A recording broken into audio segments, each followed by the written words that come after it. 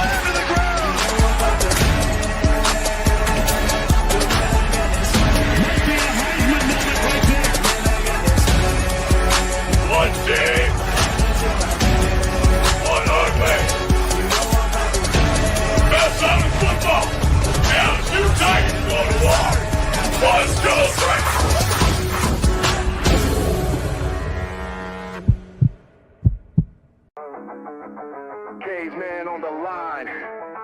HG got the stats. No filters, no suits, just facts on blast. He seems like no nonsense guy. Like re-emphasize that for the Saints fans out there on TikTok. Caveman. What did you just say? The rebuild starts right now. Marshawn Marshawn Lattimore's gone, so the defense, like we're not getting any better. To the left, got the edge and grind. We break it all Get it into down Smith. like What a pass! That's it! Danielle Smith with the game winner! Oh my goodness!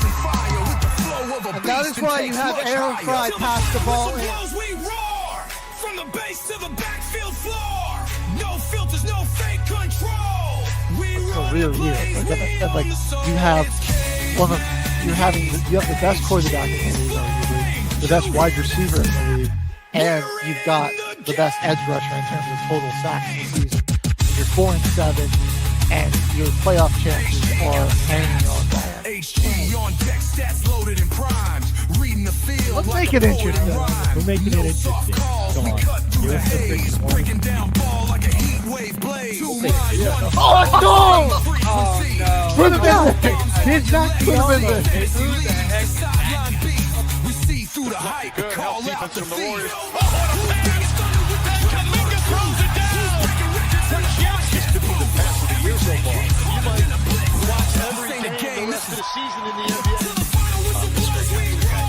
So don't you go saying that you're never going to see that. You're such a hater.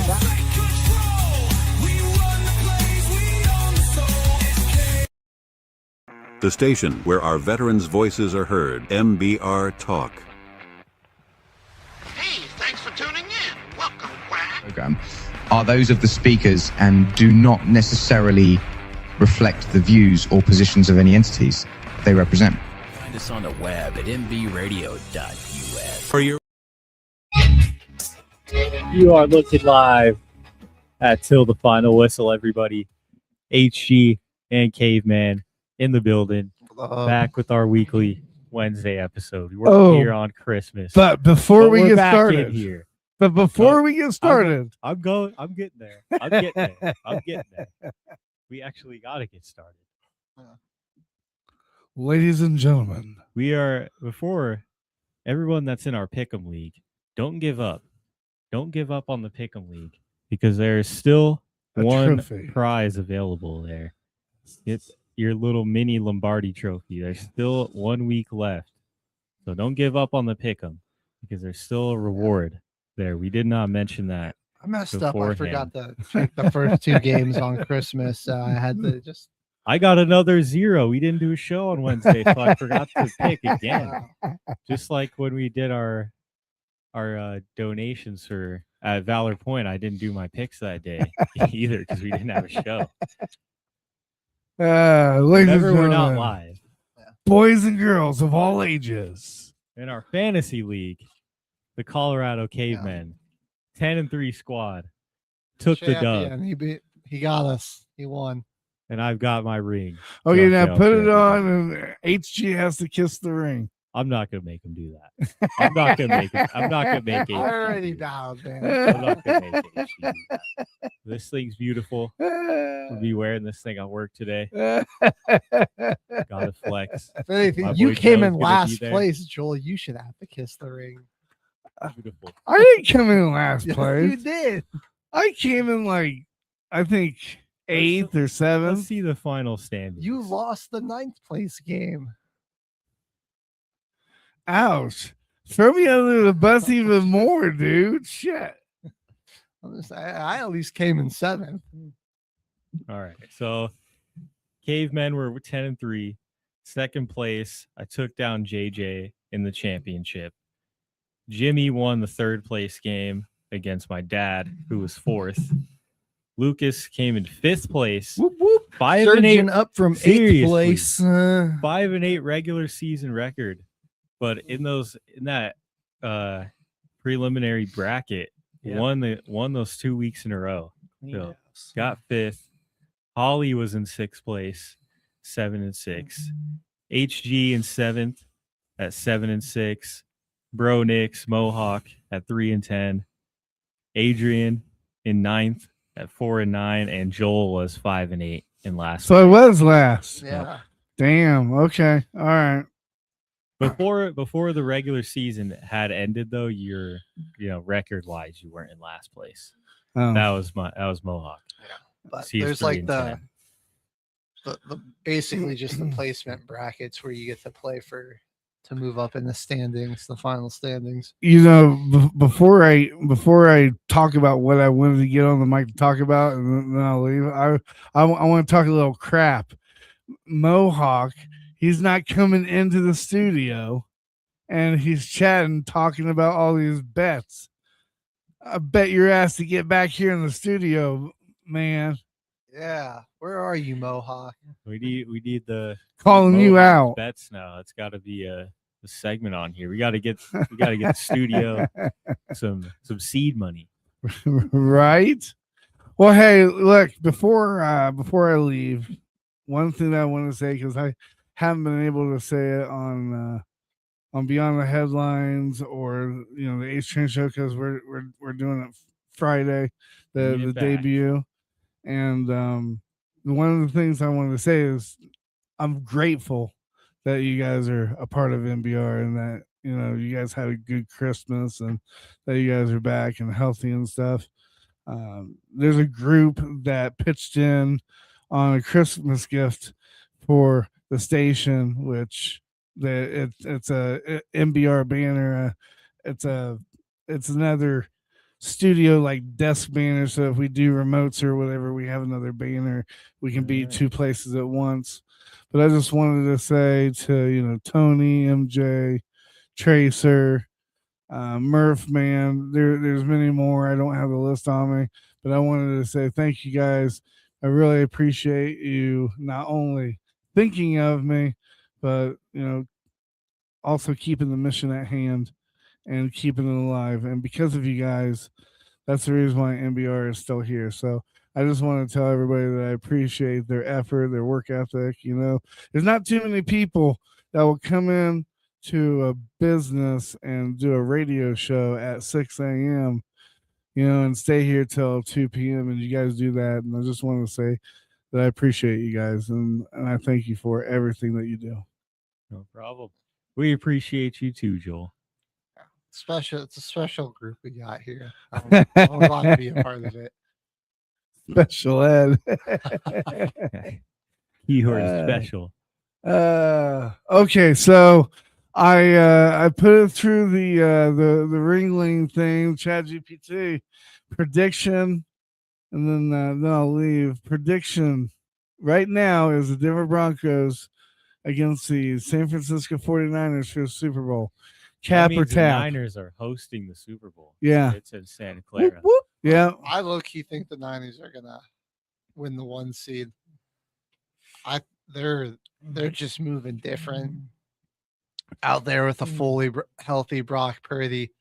Like that offense looks just unstoppable. If Kittle can stay healthy, I don't know. Is Brandon Ayuk going to be back or probably no? He's given up on life. He's posted videos speeding by the stadium in his freaking Cadillac, right? Going 90 miles an hour on the highway, speeding by the stadium. Yeah, but I mean, if Pearsall and Juwan Jennings stay healthy, that team looks like it's going to be they're going to be difficult to stop in the playoffs. Yeah, especially if they have the 1 seed. Nice contract year for Juwan Jennings too. He might get re-signed at the end of the year, or get a bag from another team. But I mean, if you have Kittle in the playoffs with how they played against the Bears without him, that Jake Tongas dude, you might not even need Kittle. That guy was going crazy on the Bears defense. Right. Purdy's playing at an elite level too. I mean, not like he had 10 touchdowns over the past 2 weeks. That's crazy. It's just unreal. Yeah, it's madness. We'll see. I think Seattle will definitely be the best defense they've played in this stretch that they've been on, but that's a home game for them. And the 49ers have already beat them this season. Yeah, they went into Seattle and beat them. So it was, despite JSN having like 150 yards in that game, you guys still got the dub. He's just been one of the best wide receivers in the league. He'll put up a game like that. Do we think he's gonna all the time? Gonna break the records for receiving yards? How close is he right now? What's his current number? He's like 1,700 something. 1709. What's the record? It's like 1,981. Calvin Johnson. Let's see. So probably not if that's it. Because he'd need to have a monster week. Receiving yards record. Oh, single season. I know it's Megatron. I know it's 1900 something. 1964. He would have to have a crazy game, but I had like 260 something yards. So probably not. I mean, that would be kind of sick if he did get it, though. Yeah, that would be crazy. But a pretty good season from him overall, though. 10 touchdowns, 113 receptions, over 1,700 yards. Yeah, I'd say that's a pretty successful. Oh yeah, season. Shout out Cortland Sutton, 1,000-yard receiver too. But so he's easily the best number one wide receiver in the NFL right now, other than Puka. Yeah, I was gonna say I think they're pretty. Those two are pretty interchangeable, but I think that's they're 1 and 2. That's pretty undisputable with everything they've done. Stay out of trouble. Yeah, JSN's a quiet guy. You know, you don't really hear about him in the media too much. He just gets it. He just plays ball. You know, that's something you kind of need. Yeah. Where do we want to start, though? We want to talk about these injury troubles for the Denver Nuggets because we did get an update yesterday on the Joker. He will not be missing the whole season. It was a left knee hyperextension, I believe. Hyperextension, so he should only be out for 4 to 5 weeks. Which is, I mean, that's good news. It's not season ending. But currently, right now, the Denver Nuggets' only healthy starter is Jamal Murray. Because Cameron Johnson, right knee went down. We're already missing Christian Brown. We're already missing Aaron Gordon. And no Julian Strother. He's day to day too with an illness. Jokic got the flu. At least 4 weeks. Aaron Gordon still dealing with a hamstring. Ankle for Christian Brown. 7-game. He might be able to return during our 7-game road trip. Yeah, Cam Johnson's is still out for the 6 weeks with a knee contusion. Man. Oh, yeah, that was on the Christmas Day game. Obviously, the most difficult one injury Not for us. Tamar Bates. No. But not going to Tamar be Bates. 12 weeks before they can even reevaluate him. Oh. I hope you get healthy soon, Tamar. Yeah, we need you out there. We need you. Yeah. This is unfortunate because we're certainly going to drop a little bit because now it's with a 7-game road trip on the way before anyone can even come back. It's just Jamal Murray. It's going to be. So I think our starting front court now is Jamal Murray and Tim Hardaway, maybe Bruce Brown. I'm not sure I think maybe it'll be Bruce Brown just because Tim's more of a point guard. Jonas Valanciunas is going to be starting center, obviously. Spencer Jones. And I think it's going to be, what's his name? Peyton Watson. Yeah. Going forward as the starting forwards. I think we got a winnable game to start off the road trip tonight against Toronto. But Scotty Barnes has been playing out of his mind. Jakob Poeltl is pretty insane still. Scotty Barnes had a 25 rebound triple-double the other day. He had 20 points, 25 rebounds, and I think 10 assists. Yeah. Okay. Scotty's been having a good season. I don't think Toronto's not a pushover team anymore. They're good. I think they'll be a team that will make some noise in the East. And then the next game of that road trip in Cleveland. Oh gosh, on Friday. That's going to be rough. Brooklyn. That's a winnable game. Yeah, there we go. We can beat That's a winnable game. And then Philly. That's in a back-to-back too. That is going to be a tough game. Oh, Embiid is pretty healthy, and we don't have Jokic, so the 76ers fans are going to be trash-talking us. And then at Boston. That's a pretty tough game. Yeah, that's going to be brutal. Then we don't get home until January 9th for Atlanta and then Milwaukee. Man. We could maybe go out of the 7-game road trip 3-4, hopefully. It's like those first 2 games are just tough. Toronto and Cleveland back-to-back is rough. I would feel optimistic. It's not a terribly difficult month in January, which is where we're going to be missing, Jokic for a good chunk of it. So, our Atlanta will probably be tough. We're going to have Philly, Boston, and Cleveland, Toronto. Those are all going to be tough. The road trip already had started. We lost the first 2 games of it. Okay. Yeah. You've got, but then there's some Washington, some Charlotte. Oh, God. We also got Detroit. We've got Brooklyn twice. The Clippers. We will have the Lakers, Memphis. Dang. Yeah. I'm just hoping we can win 8 games to close out January. I feel optimistic about that. Yeah. Still sitting in the 2nd seed in the in the Western Conference, right? At 22-10. Yeah, I mean that's gonna change. We are gonna probably. Oh, we're not even the 2 seed anymore. Probably we got gonna jumped by the drop. Spurs. Oh yeah.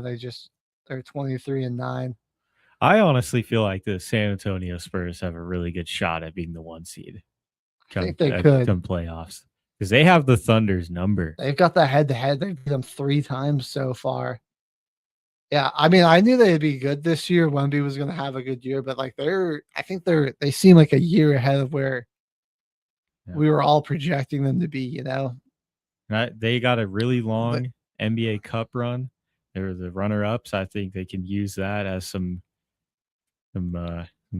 maturity building to get into the playoff bracket. They got the little in-season tournament, a good run there. But I mean, they're developing their guys insanely fast. Right. I mean, like Castle already looks like a very, a seasoned vet. You know, he's making some very mature plays. And he's only a second-year player. Yep, they're getting good minutes out of Dylan Harper, the rookie. Season just started. Stephon Castle was averaging around 7 turnovers to open up the season when we were first looking at them in their first 4 games. Now he's cleaned up at 3 more assists a game and like 3 less turnovers a game. And it's like honestly a triple-double machine if you think about it, because he can rebound. He's a great defender. When he's on the floor with that second unit, he is mainly like the 1. So he's ball dominant player. He's just been really good for him all season. That's one of my standouts for the Spurs. Well, last week was Christmas, and I mean Christmas Day NBA games are a big part of the holiday season. What was your favorite of the Christmas games? I mean, that Nuggets game obviously was insane. And that was one of the ones I was able to watch because I got off work in time to get home to watch the Nuggets. Dude, Nuggets Timberwolves has just been like since 2023. It's just been cinema. Jokic These two squads kills them. Always go off against each other. Jokic hates Rudy Gobert. I mean, this is a 4-time defensive player of the year, and Jokic just puts absolute belt to him every time they play. 56 and 4. Oh, no, 16 and 15. That's Tim Hardaway Jr. at 4 boards. Oh, my gosh. Yeah, 56. 2 blocks as well. One of them, he blocked Gobert. One of them was Gobert's layup. 15 of 21 from the field.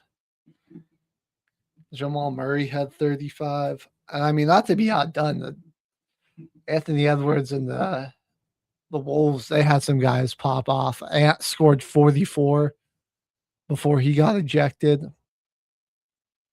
Julius Randle dropping 32.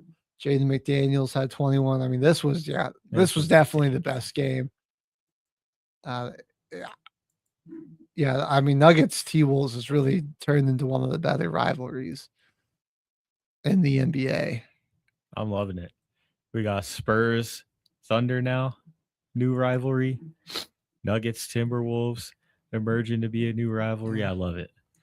And the Spurs got a 15-point victory over the Thunder on Christmas Day. We were all watching this one in the kitchen. Yeah, this is a good one. I think De'Aaron Fox, he doesn't get enough credit for what he does for that team. The team leading 29 points in this one. And then, Wemby was still coming off the bench, but like Luke Cornett's filling that role, the starting role pretty well. They want that and to be healthy playoff time. So all of Cornett's minutes going straight to Wemby once we get out of that stretch of the season and he's nice and healthy. They're playing it so smart. They did a good job with letting De'Aaron Fox come back. I think that's why he gets discredited so much, because he was hurt, missed that little chunk in the beginning of the season. Yeah. I mean, now that he's back, they did a good job at the rehab for him. He's been good. This game, they really limited Shea. He only had 22 points, which I mean is still pretty solid, but for him, that's pretty limited. Cavaliers Knicks was also a great game. A big comeback by the Knicks, who were trailing by a lot going into the fourth quarter, and ended up getting a 2-point victory. Donovan Mitchell and Jalen Brunson, two guards that I think we're going to see dueling it out in the postseason. They both had 34 points. But Tyler Kolek, man, the rook, 16 points off the bench. Him and Jordan Clarkson were huge for the Knicks in this game. He's been good, man. I kind of like this new era over there with Mike Brown opening up the door for different lineups that the Knicks can run and really give other guys a chance that they have. I mean, they can just use their draft now to make their team as deep as possible and just keep building on it now. They got a good formula going over there. They just got to get some postseason success. The injuries in the Eastern Conference are just during the playoffs got to be the worst luck. Yeah. And the Lakers got humiliated on Christmas Day, and then Cooper Flag and the Mavs put up a good showing, but weren't able to beat the Warriors. I'm trying to find it. What was the night Kawhi Leonard had 55? I think that was on Monday night. Was it Monday? Yeah. Go take everyone to take a look at that game. I think he also had 6 steals in that game. It was Sunday night. There it is. There we go. Yeah, against the Pistons. 55, 11, 5 steals. They were up by like 30 points in this game, and they let Detroit make this look way too close. I thought that the Pistons were going to come back and win this. I know this is an old roster for the Clippers and everything, but it really feels like it should be better, man. Like, I know. Like Kawhi Leonard, like it's clear he can still do things like this, man. I mean, this was a special game out of him. You got 28 from James Harden. Kawhi 55, 11, 2, 5, and 3. I mean, he was a monster offensively, defensively, against the best team in the East, mind you. I mean, this team's been rolling through everyone. They're 24-8. They've got one of the best guards in the league. I think, maybe only second behind Murray and Jokic in terms of center and guard chemistry is Jalen Duren and Cade Cunningham. Oh, here. yeah.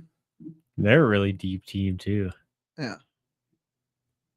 I mean, this NBA season, man, we've just been getting treated to special performances after special performance. I'm happy with it.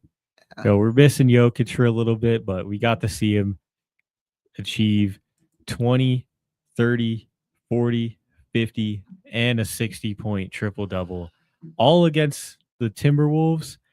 I'm pretty sure that Rudy Gobert has been on the Timberwolves for every single one of those games. Yeah, probably. The hatred, Jokic and Rudy Gobert. Is there like some French-Serbian war that was just like redacted from history that we don't know about? But I don't even think I don't think Jokic has got a problem with Wemby, right? He doesn't. That's true. It's just, I think Rudy Gobert. It's just something about Rudy Gobert, which I mean makes sense. I mean, he got the whole league COVID. Yeah. I'm still not over that. There ain't a lot of people that actually like Rudy Gobert. And I think you could probably find about 10,000 people that would say if Rudy Gobert has 0 haters, then I'm dead. And I would be one of those 10,000. I think the odds on it being 10,000 are pretty high. I might be low. There might be more. Yeah. There's a lot of, if you're a Rudy Gobert hater, let your voice be heard. Stand up. Sound off in the comments. We're not big Rudy Gobert fans over here. You know who I am a fan of, though? Who's that? That's Tyrese Maxey. They had one heck of a game, the 76ers last night, against the The Grizzlies, sorry. 3-point overtime win that they got. Ja Morant had 40. VJ Edgecombe's looking like he's going to mold into a star in this league. He had 2 clutch threes. One was the go-ahead three to pretty much win the game for the 76ers. I mean, he just opens up that spacing of that floor so much now. And he's so athletic that you really got to worry about him on so many sides that, I mean, the 76ers are a tough cover now when they're fully healthy. Yeah, Can't even lie. This roster looks good when they're all healthy. Yeah, Paul George gave you 17 in this one. Joel Embiid 34, 10 and 8. Maxey 34, 4 and 12. Man, his playmaking's been really next level too. And then VJ Edgecombe has been great this all season, 25 in this one. Yeah, 76ers are going to be a tough cover. He has 4 steals and a block in that too. I mean, if that has got to be the most. He deserves to wear number 77. That's like the most number 77 player stat line. He's got one stat and literally everything on there. He's even got a turnover. He just didn't take any free throws. He's been really good. I know Cooper Flagg's been getting a lot of the attention, but I feel like it's got to be right now in the Rookie of the Year. Edgecombe's got to have.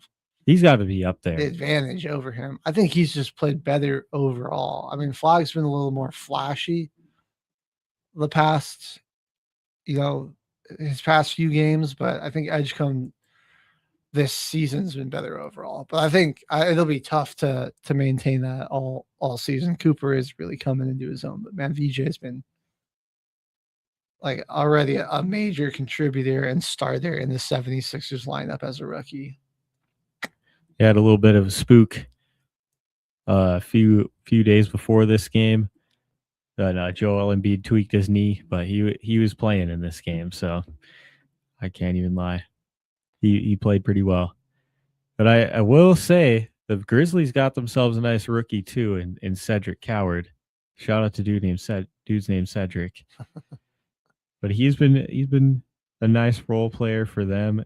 Getting starting minutes in this one, 37 minutes. He had 28 and 16. They need to be starting him more. That's ridiculous. 28 points and 16 boards. How tall is this guy? 6'5". 6'5", dude. Yeah, he's a shooting guard. He's a guard grabbing 16 boards. I guess he's an undersized forward. They have him listed as a forward, but seems like a big guard more so to me.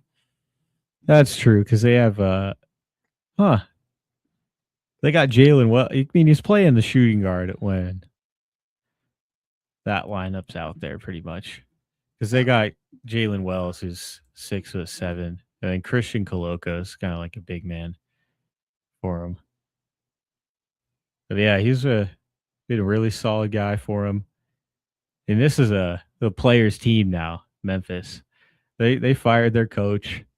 They're getting ready for the offseason at this point pretty early. They got to get some wins together on a players basis. And if they want to see change, they got to get it done themselves also, man, because the Grizzlies roster-wise, same with the 76ers. I mean, that's a tough cover too.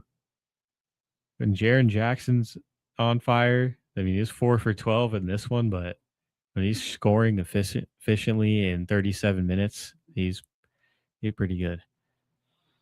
All right. The Grizzlies have seemed to be figuring some things out. Ja Morant's been a little less, I don't know how to phrase this delicately, less moody, I guess. Yeah. Has been causing as many problems that he's been a little quiet on that front. Just been a little problematic in their locker room. All right. Well, end of the year, man. Final NBA games are coming up here. Who do we think is who's looking like the best teams in the best team out of each conference right now? There's Pistons, obviously. Toronto, you don't want to sleep on Toronto. think with all the injuries right now in the East, that could be a team to make some noise in the playoffs. 76ers are healthy, and they can easily climb back up in the rankings, only 3 games back from the 3 seed. So I think there's someone we could watch out for. In the West, I want to see the Nuggets, man. They've been looking honestly the best because this has got to be the best Nuggets roster of all time. It was a historically good offense when they were fully healthy, like historically good. It just they haven't been able to have all those guys on the court at the same time for a lot of the season. We'll make it to the postseason. I just want them all to be healthy and maybe have like a week or two of getting back into the field playing basketball for the postseason. That's just the most important thing, is to not for everyone to be hurt getting into the postseason. All right. Before we go on break here, give me some dark horse teams that could make the playoffs out of each conference. You got any dark horses for me?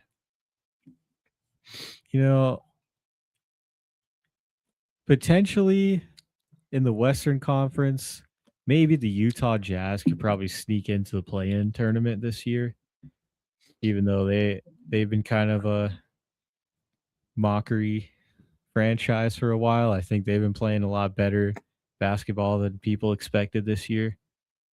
They could probably sneak into the play-in. I think probably the Suns, though, coming out as one of the winners of the play-in tournament for the Western Conference. What's your picks for the West?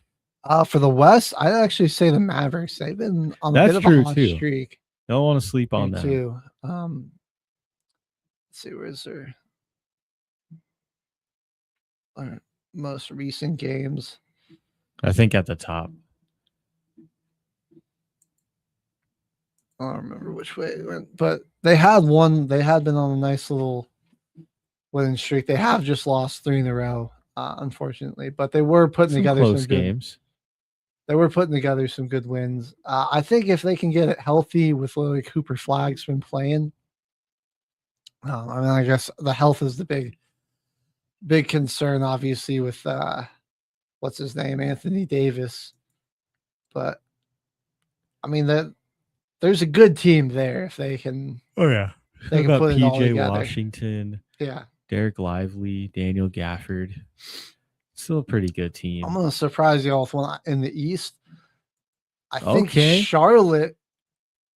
It's dark horse, but I like that. I like what they got going on here. LaMelo looks good. I really like Colin Sexton. He's been a nice add. And then like Con Knippel's been doing like the fastest player that hit, what was it, like 300 threes or make 100 threes in the season? Yeah, it was make 100 threes as a rookie. As a rookie, and the season record is 403. And also this guy, steal of the draft, in my opinion, Ryan Kalkbrenner, he's been a fantastic defender, a great rebounder, runs the pick and roll, and is a great post scorer really well. I mean, this guy was a 2nd round draft pick. I think he was the absolute steal of the draft out of Creighton there.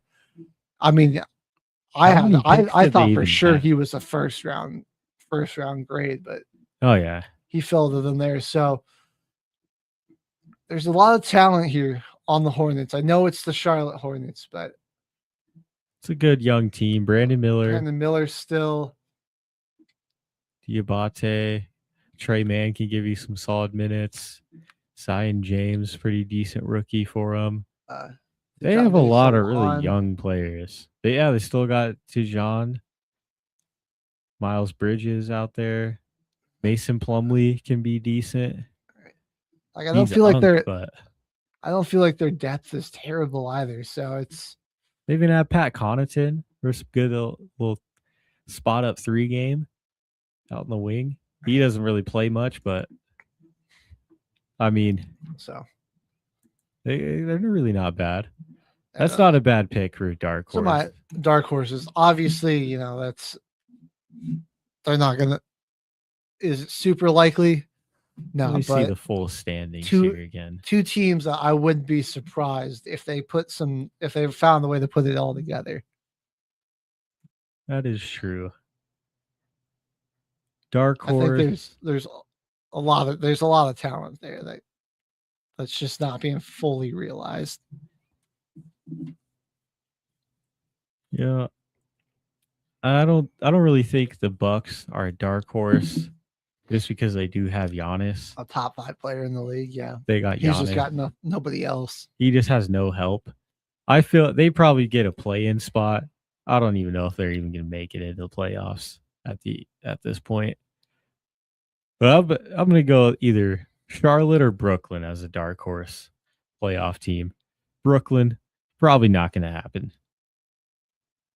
Yeah. I don't see any longevity in the season. They're probably going to be down there with Washington and Indiana for a while. All right. Well, hey, drop your dark horse teams in the comments. We're going to go ahead and hit a quick music break. When we come back, we're going to get into some college hoops, the men's season. Still a lot of undefeated teams up there at the top, and just a lot of good-looking schools there. And Hannah Hidalgo does it again. We're going to dive into another crazy performance that she had. So don't go anywhere. Stay tuned. You're watching Till the Final Whistle here on Military Broadcast Radio. No filters, no.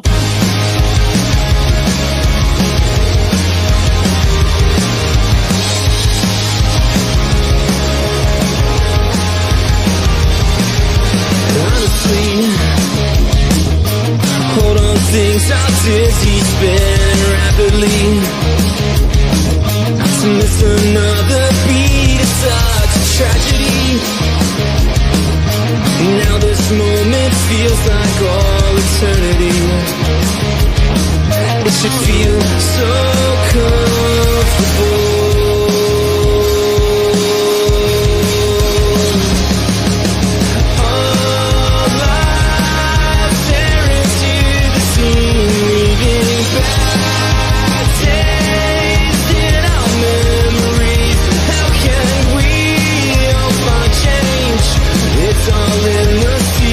Of the open hearts,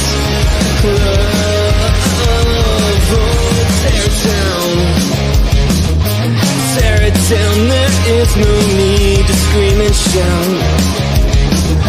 When everything seems crazy, reflection now. A peace of mind should not include deception's help. It should feel so comfortable.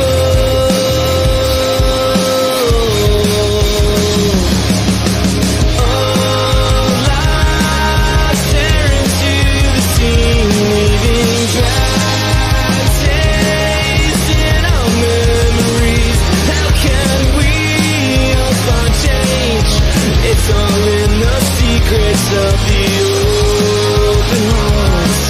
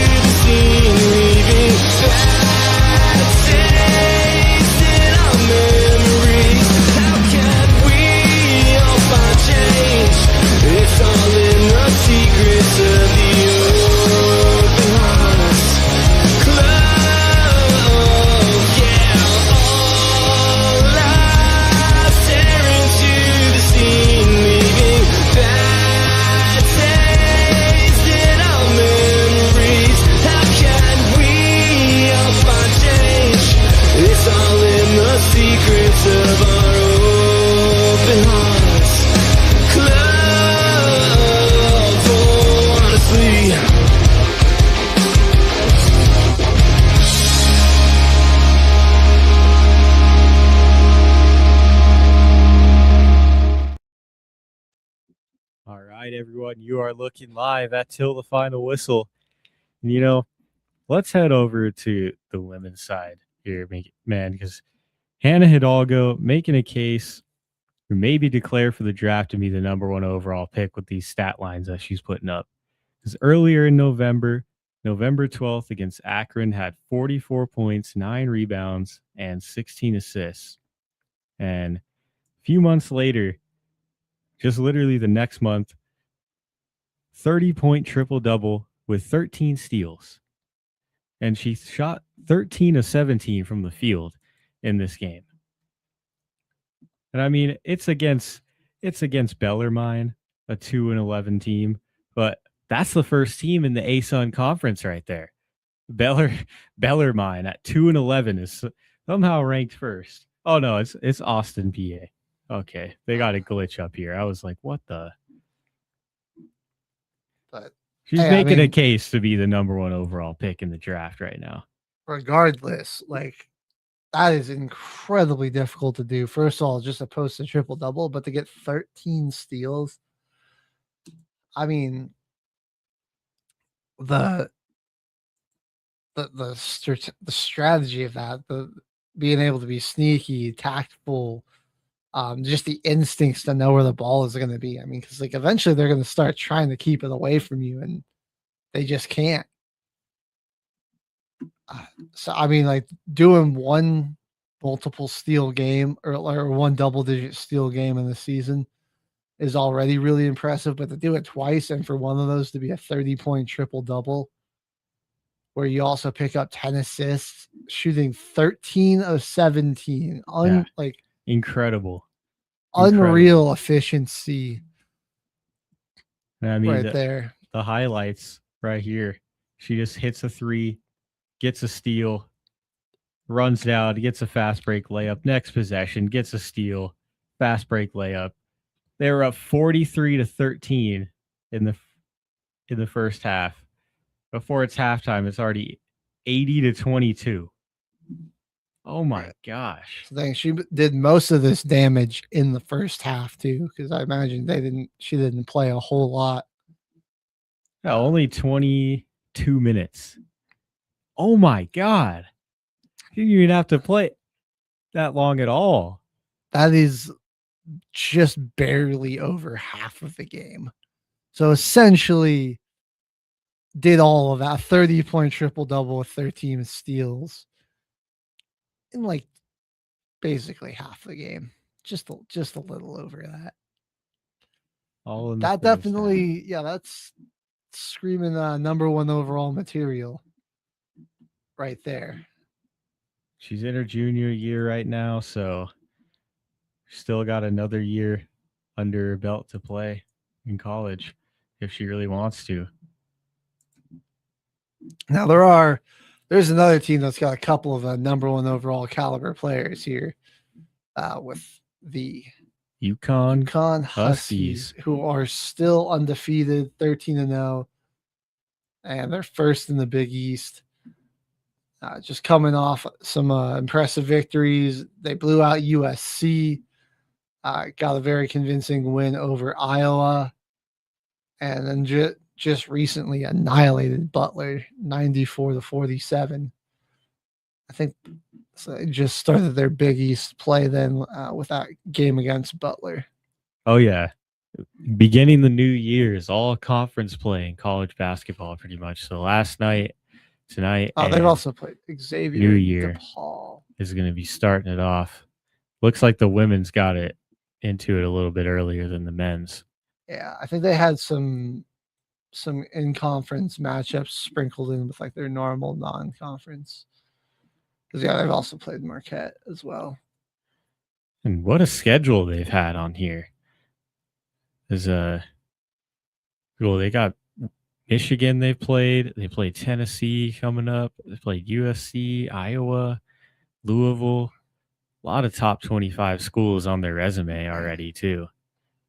They've got a matchup with Notre Dame coming up, too. I like that they still got some tough non-conference games sprinkled in here. One against Tennessee as well, so a couple top 25 schools there. Yeah, this is going to be a good game there coming up. Yeah. January 19th. Yeah, telling you, Sarah Strong. Azzy Fudd and Sarah Fudd. Strong, man, those two are a lethal combination together. KK Arnold, also in her senior year. Oh, definitely a lot of first round potential. There's a real good chance that UConn doubles up on basketball titles this season. I think both of their teams, men's and women's, have a real shot to be national champions. Look at the Texas Longhorns, how they're doing. Madison Booker and her squad. Get Richmond to the top 25. The Richmond Spiders, man. That was to start the year. I think they got knocked out after they got blown out. Yeah. I would mention, though, Texas has had some impressive wins. They beat UCLA and South Carolina back-to-back. They've taken down North Carolina. Baylor. Just recently defeated Baylor. Yeah, they'll be getting into some of their conference play now. Including, I mean, they've got some tough, they're going to have to play South Carolina again. LSU's the 5th-ranked team in the country. Oklahoma's a top 10 school. You've got Ole Miss as a top 25, Kentucky, Vandy, Tennessee, all top 25 schools that they'll have to play. But I mean, from what I've seen from this team so far, I think they may win the SEC. Which is crazy to think, like, with Dawn Staley is still there. I mean, LSU's basketball team is still playing really well. I think they got a chance to dominate. Just look how they beat UCLA by 11 points. Another team in the top 5 just easily cleaned them up. They have one of the best bigs, best forwards in the country right now on UCLA. Yeah, Lauren Betts. She might be the number 1 overall pick too. She's giant out there. The local. Yeah. And I mean, it's not like, the win with double digits against UCLA. UCLA is a really good team who's beaten Oklahoma, beaten North Carolina. They beat Tennessee. And then they just recently beat Ohio State.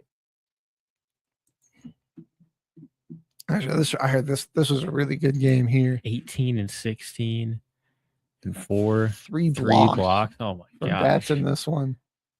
And she's got some help there too. 3 other starters at 12 points. Yeah.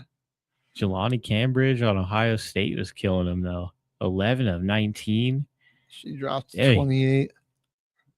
Yeah, that was a good back and forth there. So I'm excited to see these tournaments already. I know it's conference play. When we really get into it, it's going to be exciting too.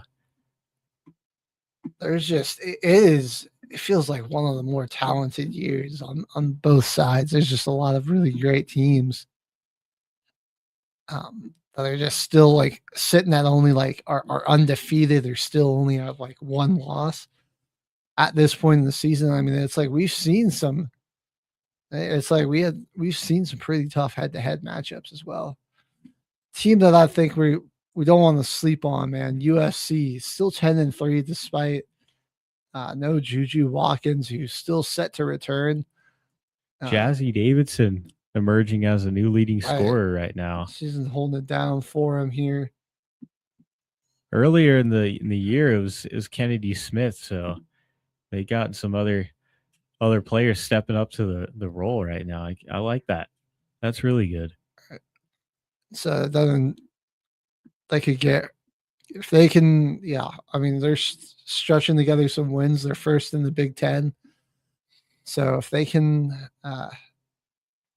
stay competitive and get a high seed, potential to get Juju back and really be a force to be reckoned with in the postseason. Man, their schedule this season, I really wish that they had Juju Watkins the whole year. They got a home and home against UCLA. They've already played Notre Dame, South Carolina, NC State, Washington, UConn, Nebraska. They played Maryland in the top 25, Michigan State, Michigan, Iowa. Like, yeah, I mean, I wish she was playing the whole year because their USC's entire schedule would be barn burner games. All right, well let's flip it on over to the men's side, man. Our The two teams are Wildcats. dominating. Wildcats and the Wolverines. The coaches poll got Michigan over them with the edge. I honestly agree. I think Michigan's got the ability to stretch the floor a little bit more than Arizona. They're still kind of figuring that out. But with the size, the ability to shoot, man, Michigan is a tough team to beat all around. They will dominate you. And I got to keep bringing it back to that Gonzaga game because Gonzaga has been looking like one of the top teams in the country. They're playing incredible right now. They've got the two Bradens, Smith and Huff. Oh, yeah. Leading the way for that squad. You've got the great big and Graham Ike there inside. I mean, they look like they'll probably clean up in the West Coast. And I mean, they've been tearing through their schedule. They've beaten Creighton, they've beaten Alabama, they beat Kentucky, they beat UCLA, they've beaten Oregon. So like Gonzaga's got a lot of great wins on their schedule. And then they lost to Michigan by 40 points. So it's just different there with the Wolverines. It's some utter domination. You'd be surprised at how well they stretch the floor with how big that lineup is too. Yeah, they pretty much all can shoot. It's a tough cover, man. If you don't have the length to get up and contest that, I mean, they're just going to shoot over you all day. It's lights out. Yeah. My pick, Arizona. I'm glad that our early season predictions are right at the top two right now. It feels good. Looking like both of our teams are going to lock up their own little section of a bracket as a 1 seed. I'm loving it, man. But Arizona, led by Koa Pete and Jaden Bradley right now, in their 2-man game, has been something special. I'm slowly going to start making a case for Jaden Bradley here to get some player of the year talks in the Big 12. What I love about he's been killing it. Arizona though too is like it is such an unselfish team. I mean, look at all these guys that are averaging 9 or more points a game. That's like what 1, 2, 3, 4, 5, 6, 7 guys. Like it is just like it's run our offense. There's not a lot of egos there. It's not a lot of shot chucking. It's not one player just trying to score the ball. Like they work they're a great unit. I mean, they spread the wealth, and there's a number of guys that could be on a given night the number one scoring option if they need to be. And I mean, most of the time, it goes to like either Jaden Bradley or Koa Pete, who are both fantastic players. Then, like in the minutes from Braden Burries, he had a slower start to the year. Seeing him back up around that 15-point per game range too is going to be great for them.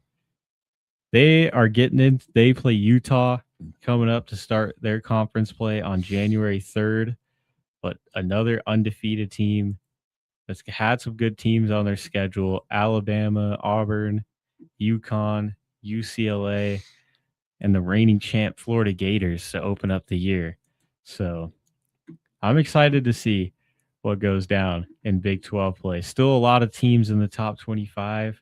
Kansas, BYU, Houston, Iowa State is the 3rd ranked team in the country right now. Iowa State, they've been a nice surprise. I mean, you knew that team was going to be pretty good with their two big forwards there, Josh Jefferson, Milan Mikulovic, have both been really great this season, both averaging 18 points a game.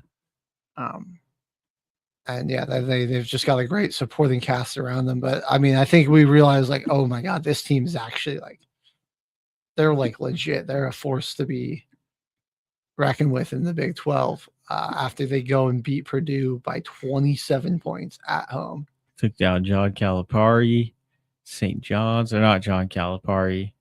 Freaking the other guy. They hired a pretty legendary coach last year before the tournament. Oh, I'm I'm forgetting. blanking on his name, but yeah. They got some victories over Creighton as well. Beat Iowa. Hasn't been like the most daunting of schedules. I mean, they don't have as much like a team like Arizona or UConn who've played some really tough games. But I mean, when they have had some higher competition, they've looked really good. yeah, I think third in the country is still a fair ranking for them. UConn's not to be slept on. Gonzaga, will watch out for them. We got to talk about Vanderbilt because they are looking like the best team in the SEC, man. There we go. Who would have saw this coming? I mean, you're like, okay, Florida just won the national championship. You've got, I mean, Alabama's been really good the past couple of years. Tennessee always has been really good. They've got some great players there. Yeah, I mean, Kentucky always doing it really well. But Vanderbilt, led by Duke Miles, man. Him and Tyler Tanner. And Tyler Nickel. They got two Tylers just cooking for them. And then I love McLaughlin. What an awesome name. Devin McLaughlin. I just like how many guys on this team are averaging like nearly a block a game. Chandler Bing. Oh, that's sick. That's sick. Hey, let's go. That's a jersey right there. Mike James, Miles Keefe. There's some sick names on this Vanderbilt team. Yeah. That might have to be our dark horse pick. And some sick players. I mean, like let's go look at their schedule. I don't know if they've played any in conference or any conference matchups yet. It doesn't look like they have, but good shit. There's a good shot of them winning the SEC. Their big test coming up, Alabama, January 7th. It's going to be a good game. Be good. Is that in Alabama? Are they on the road? That'll be a home game for them. Okay. Florida, Arkansas on their schedule, Kentucky, Tennessee, Georgia. They got the home and home against Tennessee. There we go. Yeah. Conference play. Give it a couple more days for the men's side, and we'll be right into the swing of things. I know majority of them are going to be on New Year's Day to kick things off. Mm-hmm. And I mean, don't forget about Arkansas there with this is where Calipari's at, right? Yeah. Yeah. Okay. I mean, they're one of the better 3-loss teams in the country. I mean, and they've their 3 losses are against absolute juggernauts. I mean, they went down to the wire with Michigan State, lost a close one to Duke and a close one to Houston. So Houston is still looking like the best defensive team in the country, but they got a big victory over Louisville. They've beaten Texas Tech as well. So, I mean, the Razorbacks, don't sleep on them. I mean, a great, one of the great head coaches in college sports. So there's a lot to be excited about, but there is one thing that's been kind of dominating the conversation around the NCAA basketball, and that was, I think it was Baylor signing a former NBA draft pick to their roster. Yeah, I don't get this at all. There's even NBA two-way players that have interest in getting college scholarships. And there have been international pro players that have been offered NBA contracts, I believe, that are signing with schools. Yep. I don't get it at all. So there's a statement from I don't understand how someone that is playing at a pro level has eligibility to go and play in college or go to college when you're already in a professional setting and you're already at the next level. Like, why? Former NBA draft pick James Nagy and current NBA player Trenton Flowers, who's on a 2-way contract. The guy's in the NBA already. So the NCAA put out a statement that says has not and will not grant eligibility to any prospective or returning student athletes who have signed an NBA contract, including 2-way contracts. As schools are increasingly recruiting individuals with international league experience, the NCAA is exercising discretion in applying the actual and necessary expenses bylaws to ensure that prospective student athletes will experience in American basketball leagues are not at a disadvantage compared to their international counterparts. Rules have long permitted schools to enroll and play individuals with no prior collegiate experience mid-year. So when has that ever happened, though? Yeah. So it was Najee. Let's see. He literally played in the pick. summer league this year. Okay. Yeah, it was a summer league player. Was sent with in the Carl Anthony Trades Towns. He's never played an NBA game. And he spent the past 5 years in FC Barcelona. So he played in the Euro League. So he was never a college player. And so like that's where it's like a murky gray area. Yeah, that's honestly some BS, I think. Like, what are they saying to defend that? I got to read this article now. Baylor defends Scott Drew. Let's see. They got a well-known coach too. Like Scott Drew is pretty well-known Big 12 coach. Yeah. He said, "I just know they told us he can play, so I'm happy." All right. I think that's kind of BS. We're already it's like the Wild West already. You could pay your players and like pretty much just go band for band with the school on a kid. Just bet and place in as much money like you're at a freaking an auction. I think what's going to happen is that there's going to be a bunch of teams that try to do this, and then the NCAA is going to be forced to they just say nope, shut this down, or let it happen, and then. But I think you have to kind of shut this down. This is like opening Pandora's box. That's crazy. Isn't that a quad double? Oh, sorry, that might have been. Oh, for Hannah Hidalgo. No, her third category in triple digits was steals. It was 30 points, 10 rebounds, 13 steals. Yeah. No, it was 4 rebounds, 10 assists. Oh, yeah. No, I think she had 10 rebounds. I think it was 10 assists. It's crazy. She's 5'6". Even in that game, she had 16 assists.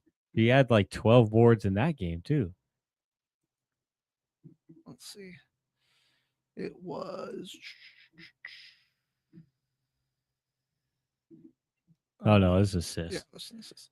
Which I mean, I think that's even more impressive because like 5 boards. Think about all the points generated with those assists, plus the 30 you scored on your own, plus all the offense that 13 steals creates.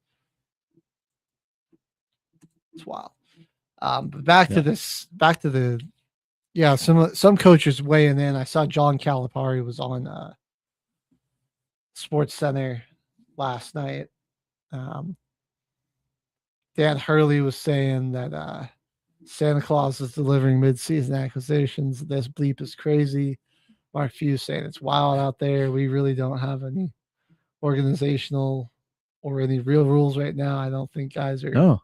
I think guys are just trying to do whatever they can until there's a rule that says you can't do it. It's hard to blame anybody for doing what they're doing. Our lack of leadership is really shown. Tom Izzo. So he said he wanted to speak to Drew about Najee's addition. He said, so I'm a little surprised. I've got to call in to Scott. I'm anxious to see what he tells me. Not saying we're holier than thou or anybody should not do this or that, but if we're dipping into that one, if it's like I'm reading or hearing, and now we're taking guys that were drafted in the NBA That's what we're gonna do. Shame on the NCAA, shame on the coaches too, but shame on the NCAA. But coaches are gonna do what they've got to do, I guess. There was somebody, I think it was Rutgers or Michigan or Maryland's coach that was saying, "Yeah, we're looking at some guys because they're like apparently this is what you got to do to compete now." I know.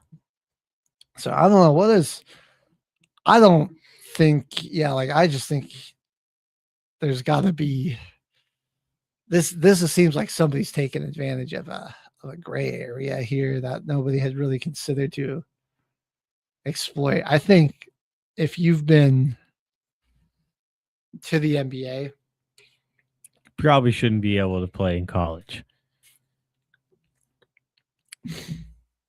I think that's a little crazy. Yeah. Because how old is he? James Najee, he's He was drafted in 2023, so I mean he can't be too old. But at the same time, it's like if you're older than like 24, why? He does not say how old he is. He was He's 21. 21. Okay. There we go, 2004. Born in Nigeria. So I mean he's not like he's not that much old. older. He's around the same age as a college seniors, student. Yeah. It's not from the United States, but at the same time, he was drafted by Detroit. That profile picture on ESPN looks like a Hornets jersey, and he was involved in the trade to get Karl Anthony Towns, so he potentially could have been on the Timberwolves for like 10 minutes and then on the Knicks. Well, he's already been on a bunch of teams. Like, why he should not be in college? I don't care how old he is. I don't like this at all. Like, I mean, like I think it's one thing, I guess, if you're signing Euro players, but even then, like if they've played professionally in any capacity, it's tough to say like, oh yeah, they should be allowed to go back to college. Like, I mean, what if a team signs like a 27-year-old like pro like Euro League player, you know? Yeah. That's never been to the NBA, but now it's like, oh yeah, you know what? Like come play some college hoop. That is someone that's out here. Now you've got like a grown adult out there on the court with, you know, like young. Like, imagine Luka went to college. Like he came to the United States at 18 and went to college. That would be insane.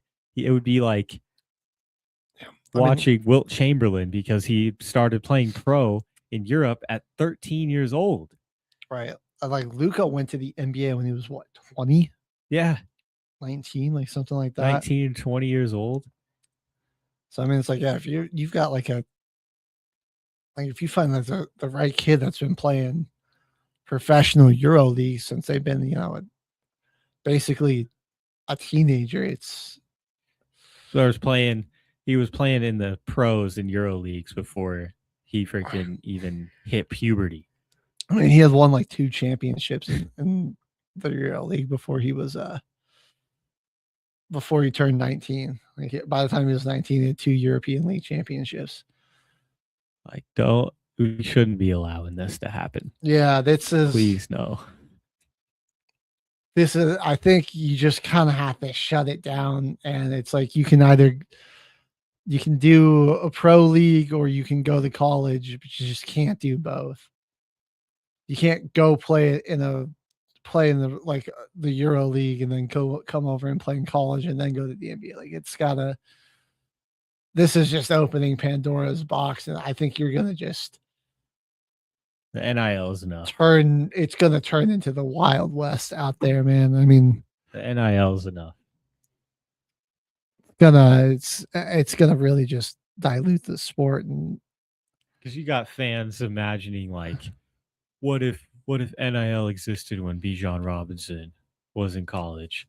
And it's like, well, he probably maybe wouldn't have gone to Ohio State, but he probably still would have went there because they have a bunch of money. It's like it would have just been a bidding war between Texas and Ohio State. Who's going to get Bijan Robinson? Yeah. It feels really weird now when you got those highly prospected guys. This is like they're just getting contracts sent to their house at this point, and they haven't even got their diplomas. It's yeah, dude. This is a kind of unprecedented ground that we're walking on here. I don't like it. I don't think they should do it, but we're not in charge here. But it's 9:15. We got about 45 minutes left, so it's time for us to jump into everybody's favorite segment, team building exercise.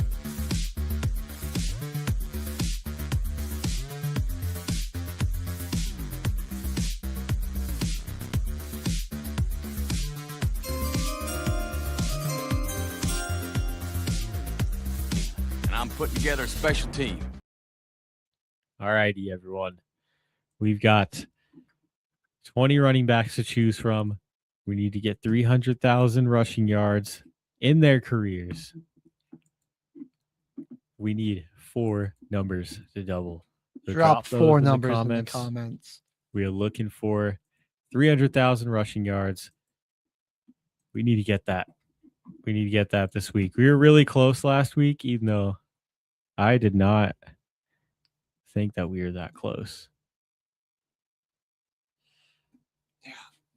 I mean, we got to get just some big totals doubled. That's the key here. So drop those 4 numbers in the comments. I'm getting down 1 through 20. I'm feeling good about this today, Caveman. This might be the day we hit it. I'm feeling it. And drop in the comments a challenge that you would like us to do next for this. We're thinking maybe something NBA related. NBA, baseball is an option. Hockey's an option. Although I'm going to be honest, baseball or hockey, I'm going to probably struggle. That might take us a lot more. Might be in 2027 by the time we complete one of those baseball challenges. Have as an in-depth knowledge. All right, so we've got one number. We've got 7. 11. 7, 11. 20. 20. I kind of like that. Okay. I kind of like that. We could save our yo's for the end. And then we need one more number. We're doing one more. 16. 16. All right. There we go. Thanks. 7, 11, 20, and 16 are going to be perfect. The numbers we double to help us here with this challenge. Perfect. Let's go ahead and hit this first spin here. Who do we got? Get this off the screen. Thank you. The Raiders. So I think we go with Marcus Allen on this one. Marcus Allen.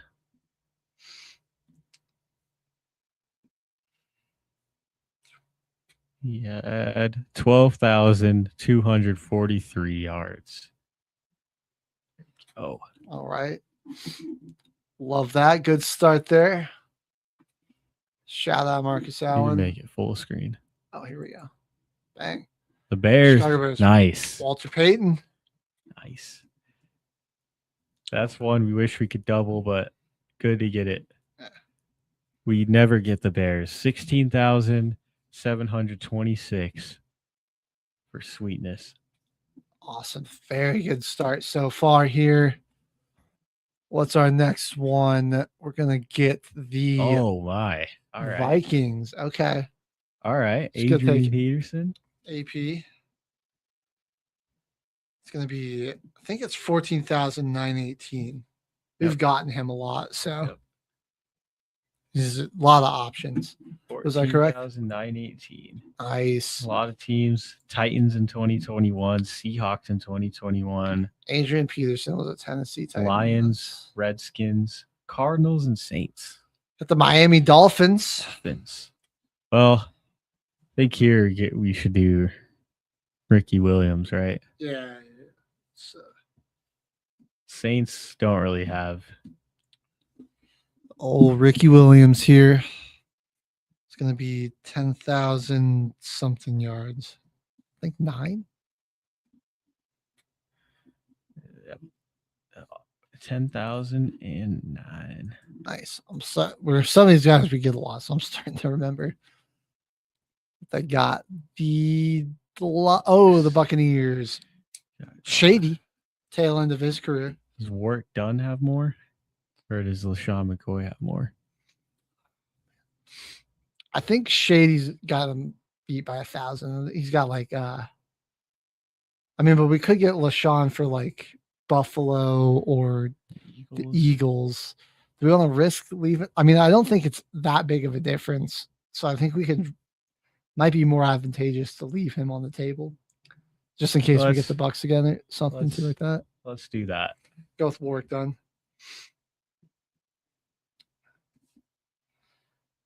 I know Shady's 11,000 something, but like Dunn's 10,000. It might only be like by like 40 yards. It's 10,967. Thanks.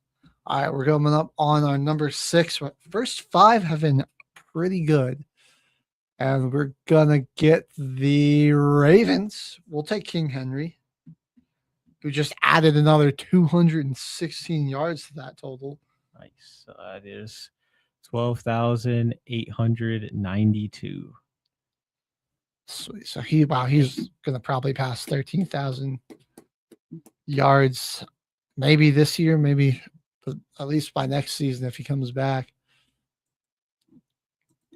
All right, so this is number 7. We do get to double this one. We're gonna get the Titans. So Eddie George. Yeah. And I think if we get him again, we got Ricky Waters, right? We might have to double check that. But Eddie's what? 10,441. It's not terrible. Definitely going to need some higher numbers on their other doubles to really get that.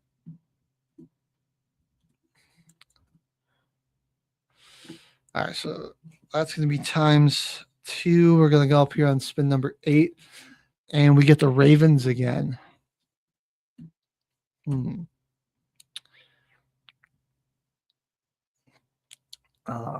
Just making sure there's not somebody we're forgetting here. On the Ravens. Oh, who is our freaking crazy pull that we had a couple weeks ago? Well, I can look back. I don't know if it'll be able to help us that much.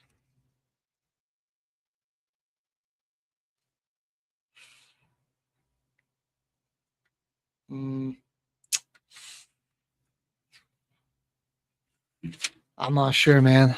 We maybe use our first. Try to use our first yo here. Yo. I think let's respin this. I don't.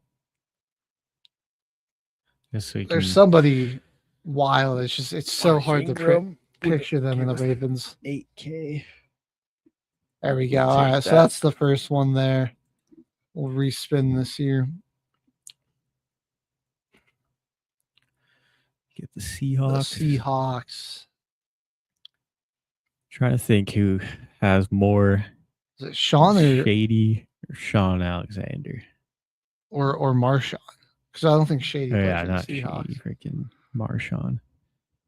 The Skittles I honestly feel like we should go Sean Alexander and then try to get Marshawn Lynch because we got a few options. That's true. Let's go Sean here.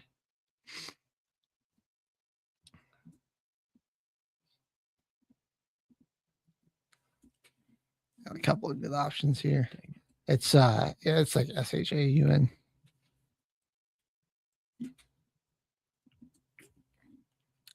And 9,453. 400. Okay, so Marshawn's just got a little bit more than him. Alrighty, we're gonna get the Lions next. So I think that's gonna be Barry all the way. 15,269. All right, very nice. All right, we're coming up on number 10. Who do we get for this one? The Bills. So perfect. We could go Marshawn or we could go Shady. think we go Shady. Shady's I know is like at 11K something. Marshawn's He's got a little more. Yeah. I'm gonna go Shady here. 11,102. 1,000. So yeah, we really didn't give up that many yardage taking work done, and then we got LaShawn McCoy anyways. All right, so we're coming up on spin number 11. We get to double this one. Please, Cardinals or Cowboys. Please, Cardinals or Cowboys. Please. Oh, that was so close. But we get the Buccaneers, and we've already taken two really good options for them. Dang. I think we got to go our second yo here. We can't. This one we need. Yeah, there's just aren't too many good options here. We're gonna have to go. So if anyone's listening, drop a yo for us if you want to let us take a respin here. If not, we're gonna have to pull something. I mean, like, yeah, we're gonna have to pull some crazy. Dude, you pulled OJ Simpson out of your ass for somebody, but it wasn't Tampa Bay, was it? No, it wasn't for Tampa Bay. It was. All right. Well, we got one, so we don't have to worry. Please, Cardinals or Cowboys. Somebody please. texted me. That's why. Oh, Cowboys! Yes. Emmitt Smith. Oh my God. We don't got to pull. We don't have to do any mythical pulls this time. That is 18,000. huge. Oh my God. 355. We'll double it up. Oh my God. That was massive. Shout out Brody for giving us the respin there. Oh, and then we get your choice. Okay, so let's think who have we gotten so far? We got Walter Payton, we've gotten Emmitt Smith, we got Barry Sanders. I've not gotten Eric Dickerson yet. That's true. He's pretty high. Is there somebody might be higher that we're not thinking of? Eric's like 13,000. Anybody in like the 14,000 range? We've gotten Walter. Didn't you could just get Frank Gore right here? It's true. Do we think we can maybe get him later too? Or I don't know. That's true. Do we want to risk it or potentially get him for one of our doubled up answers? Because he's been on a lot of teams. What do you guys think? Should we take Frank Gore? Get out of here, man. Should we take Frank Gore, or do we leave him on the board to potentially get him again and take Eric? I think Eric Dickerson would be our next best option. Yeah, I think that's the only other one that's in the top 5 that we haven't gotten yet, right? I don't know if him or LT's got more, but I think it's Eric Dickerson. Well, yeah, we could go with LT because we don't ever get the Chargers. And that's our only pick for him. That's true. All right. So they're saying leave Frank Gore. We'll leave Frank Gore. I think we should go LT. Okay, we'll take LT then.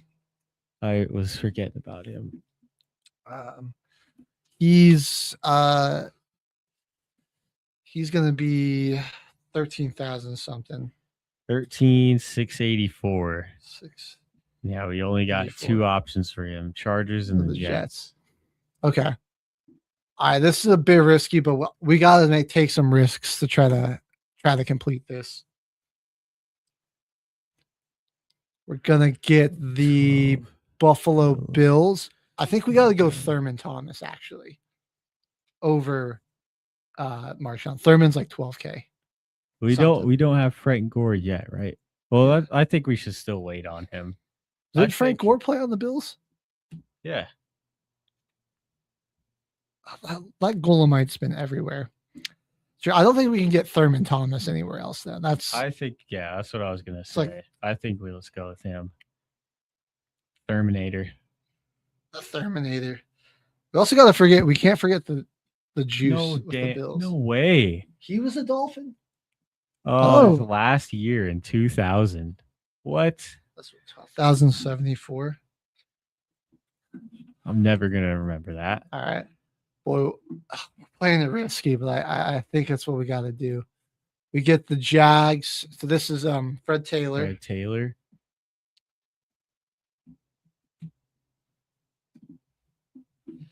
It's going to be 10,000. Or is he 11K? 11,695. 11,695. All right, that's good. I mean, dude, this has been a good run, though. This has been a really good run so far. We're on 15. Yeah. Miami Wow, look at that. We get the Dolphins. Shoot. Well, we could have taken Thurman. Let's see. So we've already taken Ricky Waters. Yeah, we took Ricky Williams. It's Ricky Williams. Oh yeah, we took Ricky Williams. Did Waters play there too, or did they have both Rickies? Let's just look up. I'm trying to remember. Like, I think we took a flyer on Larry Zonka, and I'm not sure if that worked out well or if that blew up in their face. I think that one was the bad. That one blew up. It was a bad pick, yeah. It's like I'm also like there's Mercury Morris, but that one I'm also in our career pretty unsure of.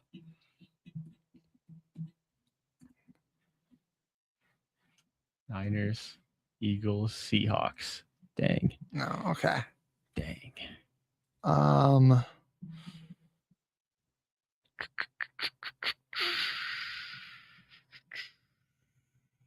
Dolphins. Reggie's a little too. He's not high enough.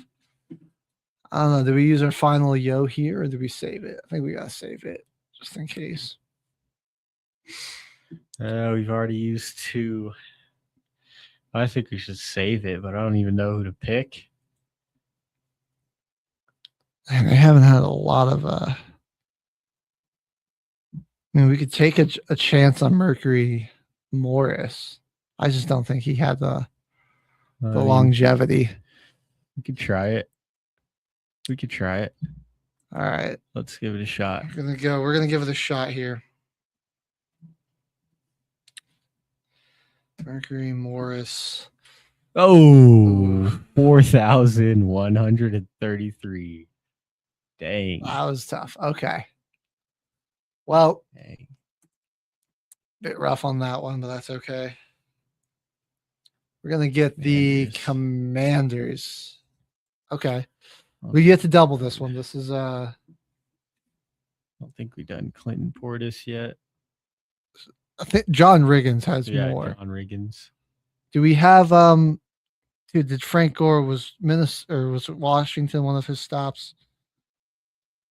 Let's double check that just in case. I don't think it was, but he was in so many places. If not, I think we got to go with Riggo.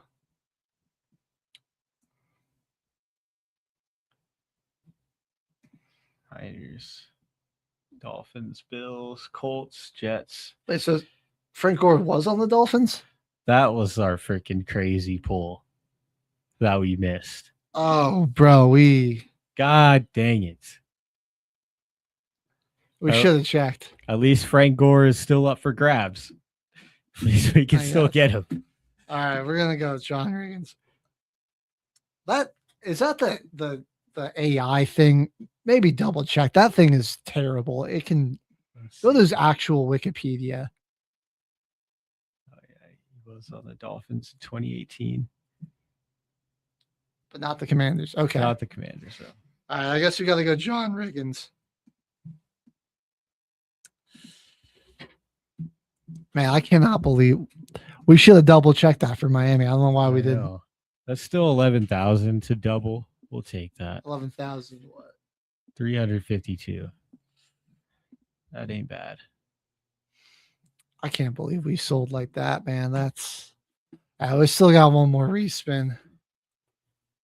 We're gonna get the Texans. And this, I just realized the wheel just says Houston, Texas. It doesn't say Texans. Dang. I'm on green though.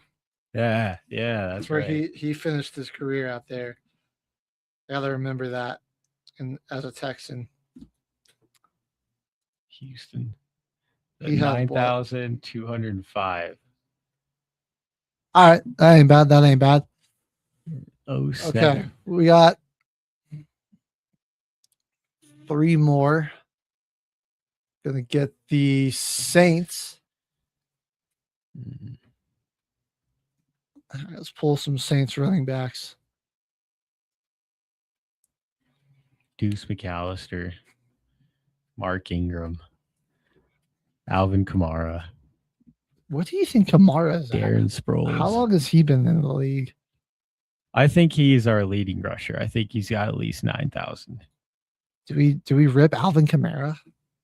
I think he's our career leading rusher. We're gonna rip him. Let's do it. Oh, 7250. Oh, dang. That's still like all time. That is our leading rusher of players that were drafted by us. All right. We got to get Frank Gore here. Please don't make us regret leaving them on the table. Oh, the Buccaneers. Damn it. He wasn't on the Bucks, right? No. Okay. He was on. I say we just final yo because I don't. Final yo right here for Tampa. We played it risky and it might have blown up in our face. We missed him. We had him too. I know. That's so tragic. I was almost positive that he hadn't played for the Dolphins, so that's why I didn't even think about it. I'm like, no, 2018 Dolphin. He must have been there for 2 minutes. Oh, when we get the Titans. All right. This is gonna be. Well, I mean, we could take Earl Campbell when they were the Oilers. Oh yeah, yeah. That wouldn't be bad.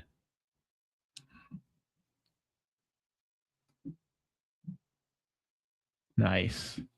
9407. There we go. That counts. All right. Final spin here. Whoa. Okay. We're going to get your choice. Not the Bears. The Bears. Are you kidding me? We do get to double this one, whatever it is. Matt Forte. That's all I got. I know, right?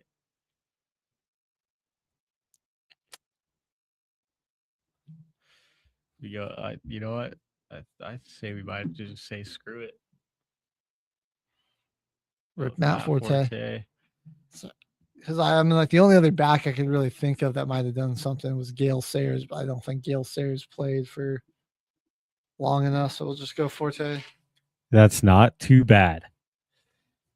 What's his total? 97-96. That ain't that bad. Almost 10,000 yards. Okay. Almost 10,000. That ain't bad. He was pretty dang close. All right. The list teetered off a little bit at the end, but it was still a pretty strong start. I think that's good. So we're gonna go to music. Excuse me. We're gonna go to a music break. Cross your fingers. I'm gonna add up all of this and see what we're at. We'll tell you what the total is when we come back from break, and then we'll get into. I can't believe it, week 18 NFL picks. There's one more week of the regular season left. I'm so sad. Don't go anywhere though. You're watching till the final whistle. You're on Military Broadcast Radio. Caveman on the line. HG got the stats. No filters, no new shut facts on blast.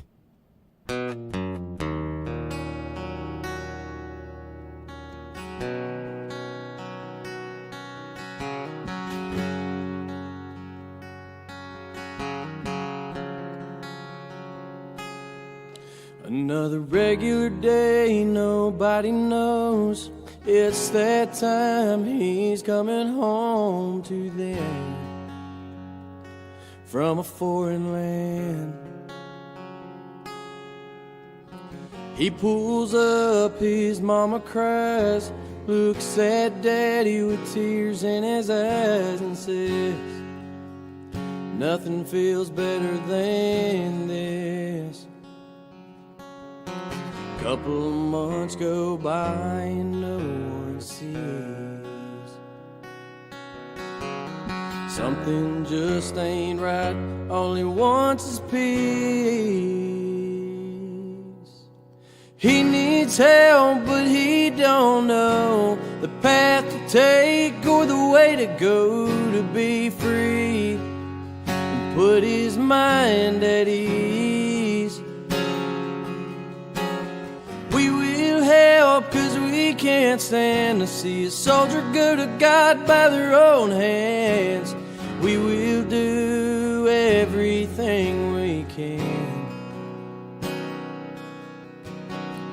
to make 22-0 again.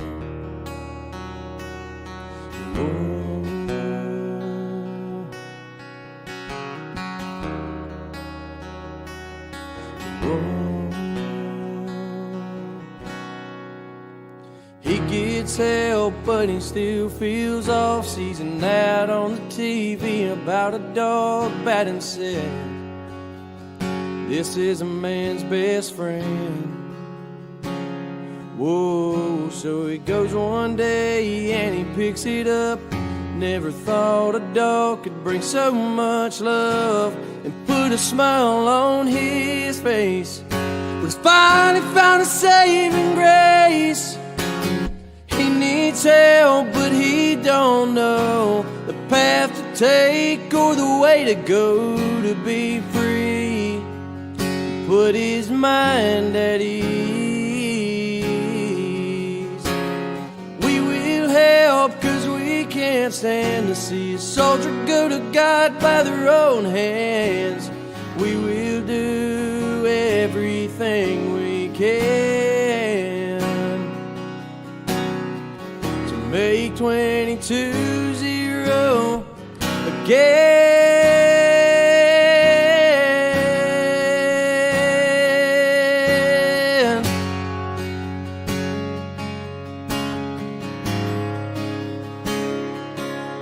Whoa, whoa.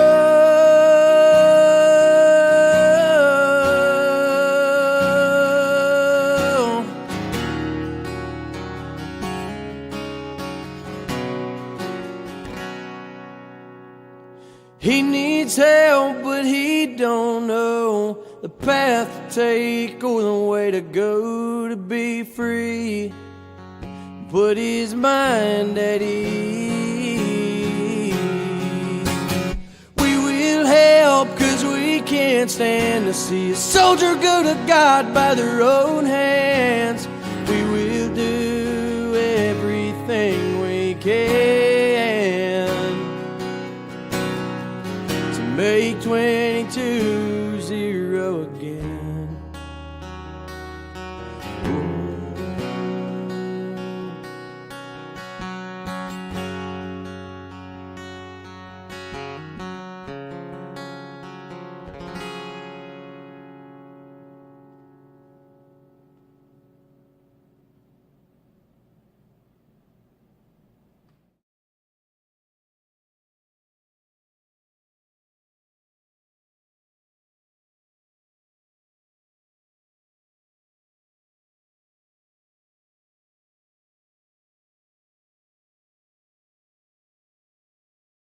It was Mercury Morris. You are looking live at Till the Final Whistle. I remember now. We got Larry and Mercury him.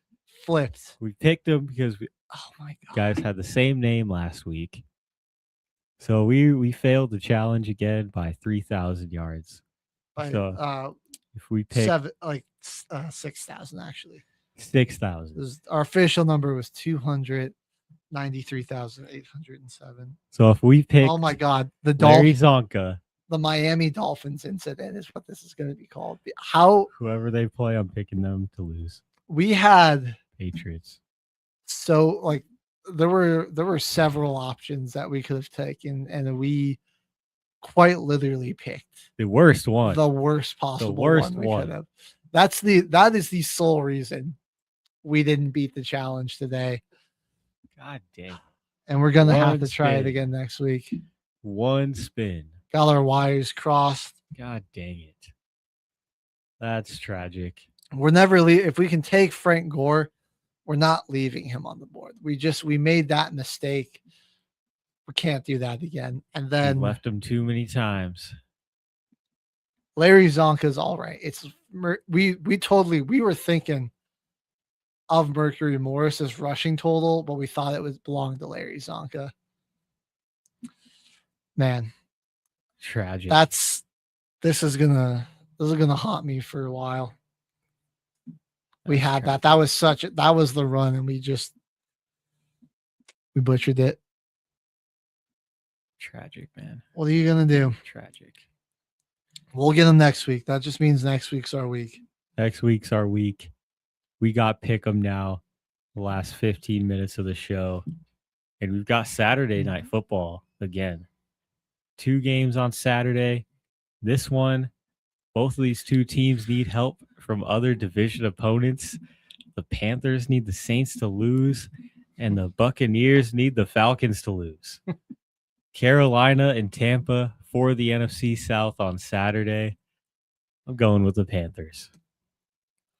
Carolina, I think if they win, they're fine. Like regardless. However, they can lose, and the Buccaneers can still miss the playoffs because the Falcons can win. Yep. I think that's kind of what I'm rooting for to happen. No offense to your Saints, Caveman. I think that would just be peak NFC South football. Is Carolina lose a head-to-head matchup against Tampa Bay? That's pretty peak for the last 5 years. Yeah, and then because the Falcons won a game, the Panthers get into the playoffs and the Bucs do not. It's been a funny decade, man. I am going to go with Carolina though, because like the Buccaneers look wholeheartedly dysfunctional. Had 10 years where the NFC South was really good. Mhm. Now we've got, I'd say like 5 years where we're all really good, and then 5 years where we're all horrible. The last 5 years, the NFC South's been real rough. All right, we got Seattle versus San Francisco for the division, for the one seed, and the NFC playoff race. I got to go with the 49ers, man. Yep. Go with the Niners. I think it'll on the road for Sam Darnold and the Seahawks. That defense is going to be good, but I think you're going to just see the Niners be able to put up some points and really force Seattle to try to keep up with them. I don't know. They just seem unstoppable offensively right now. It's going to be a fantastic football game. I can't wait. All right.